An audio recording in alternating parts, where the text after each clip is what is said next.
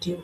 In this video, I'll be showing you 7 common mistakes that you must avoid if you are going to make a neat and quality shirt that you yourself you'll be proud to wear or sell to a client.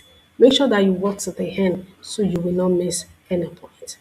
The very first mistake you must avoid is choosing the wrong fabric. And this is very, very important because it will determine the general outlook and the quality of the shirt that you made. There are some fabrics that are no for you as a beginner, and these are maybe bulky fabrics, fabrics that are very thick, or stretchy fabrics. Please avoid them. Slippery fabrics like silk, please avoid them too. For now, don't use them. Go for cottons, cotton fabric or poplin or linen, those that will be easy for you to manipulate under the machine. It will also allow you to sew seamlessly. In fact, there is a video that I did on how to identify fabrics, shirt fabrics in the market. So please, I will attach that video so you can watch it, so you can get in-depth understanding of the kind of fabrics that you should choose when you want to sew your shirt.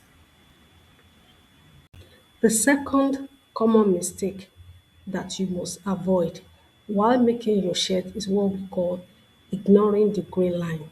Now, let me explain. Every fabric comes with a grain line, which you must observe before you use them to cut your shirt.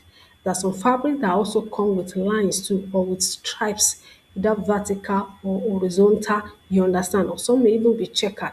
So you must observe all these lines before you position your pattern paper on that fabric to cut your shirt. If you don't get it right, at the end of the day, you just realize that the lines on the shirt that you made, they didn't align. They might even just be diagonal when they are supposed to be straight. I made a video on how to correctly cut your fabric when you want to make your shirt. I will attach it to this video also so you can be able to look at it in depth, the right way to position your fabric. I actually demonstrated it there so you can go and watch it and observe it. So for you to be able to fix that, just make sure that you follow the grain line. If the lines are supposed to be vertical, don't turn them horizontal way. You must follow the grain line. One of the ways to follow the grain line is to make sure that the selvedge are towards your side. Very, very important. Fold the selvedge to your side so you can be able to follow the grain lines on the fabric. The third common mistake that you must avoid when you are making a dress shirt is poor collar construction. This is also very important. The collar is being viewed as the face of the shirt, and if it is not properly constructed, it doesn't matter how good the rest of the shirt is.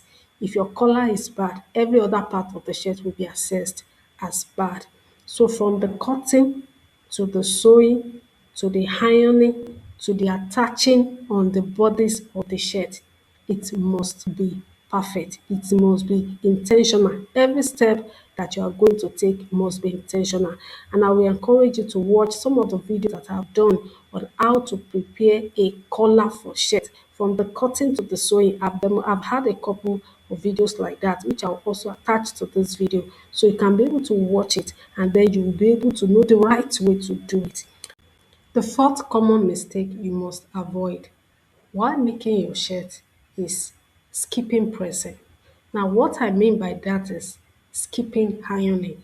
If you are the type that you always like to finish your garment before you now go and iron everything, that will not work with the shirt again. Yes, because from the beginning to the end, from the button stand that you are going to make to the dart on it, if it is a female shirt, the placket on the sleeve to the collar, everything that you are doing, every step along the way, you must iron, take it back, take that shirt back to the ironing table, iron it to see how far you have gone and if what you are doing is actually coming out well. So from the beginning to the end, you have no choice. For you to be able to make that bespoke shirt that you are dreaming of, that you want to make, ironing is largely involved. The fifth mistake, common mistake that you must avoid if you want to make a very good and quality shirt is what we call bad placket installation, or what I can also call a bad button stand. You know your button stand is at the front, and there is no way you put on a shirt and people will not observe your button stand. If that button stand is not made with precision, it will make the outlook of your shirt not to be all right. So you must ensure that you follow the measurement. For female shirt, the measurement is different from that of a male shirt.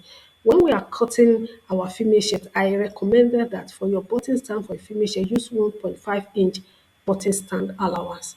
For a male shirt, it is like 2 inches button stand allowance. You must follow this thing to letter, to the detail. You know, there are times you see some people they wear a shirt and the button stand is too narrow. They are basic and standard measurement for this, and you must follow them for you to have that bespoke outlook of your shirt.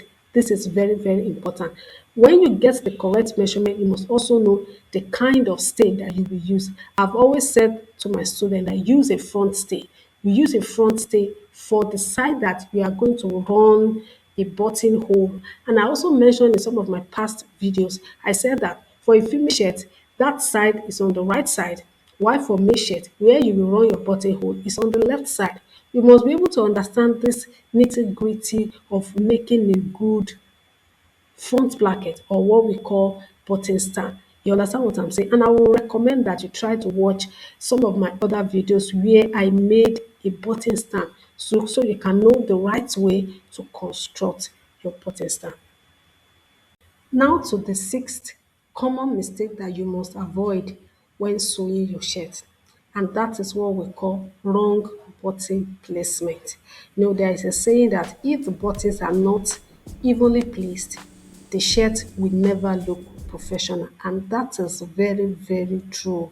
There are measurements to evenly placing your button on the shirt. You don't just use your eyes to do it as okay, one should be here, one should be here, no, that is not the way to do it. You must use your ruler and a chalk to mark the places where the buttonhole will be and where the button will also be tacked. This is very, very important. And the measurement for both male shirt and female shirt too are a bit different. I think I've done a video on how to mark buttonholes on your female shirt when you want to do the finishes. The seventh common mistake that you must avoid when sewing your shirt is what we call rushing the finishing. Rushing the finishing. And what that means is that you didn't pay attention to the finishes of the shirt. Actually, the finishing of the shirt is as important as every other step that you have taken in making this shirt. So you can't afford to mess it up or to leave it messy. Check the buttons, very, very important. Ensure that they are well tacked. Check every loose thread on the shirt. Ensure that you remove them. Check your hemming too. There are some people that they are still learning how to sew curved edges.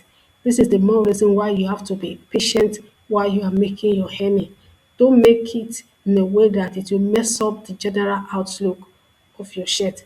Make sure that you dot your I's and you cross every T that you need to cross on this new shirt that you make. And that will be the end of today's episode. Now, I would like to know in the comment, is there any of this common mistake that you have been struggling with? If you have learned something new today, please let me know in the comment. Don't also forget to like, to share, and to subscribe for more video. Let me also tell you that from this February, I'll start a shirt making live session. And the purpose is for you to be able to ask me questions. In case you have not been able to attend my shirt making trainings, but you have been watching my video and you have questions on any part of the shirt making videos that you have watched, why not?